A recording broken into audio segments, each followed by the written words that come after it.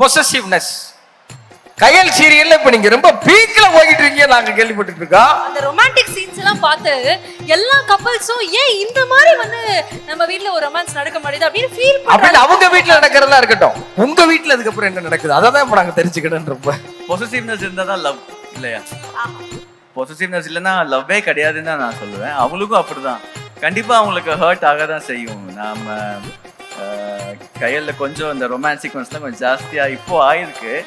So அவன் வீட்டில் வந்து அவன் கேட்பாங்க என்ன எப்படி அப்படின்னு. நான் சொல்லுவேன், பாப்பு இது வந்து சும்மா நடிப்பு தான், நீங்க வேற வழி இல்ல சமாளிச்சுட்டானா.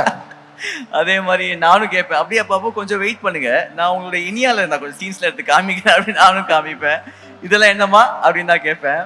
அப்புறம் 2 பேருமே ஆஃப் ஆயிடும். இதெல்லாம் வந்து இருந்தாலுமே நமக்கு தெரியும் நம்ம எந்த ப்ரொஃபஷனில் இருக்கோம், நம்ம என்ன பண்ணுறோம் அப்படிங்கிறது நமக்கு தெரியும்.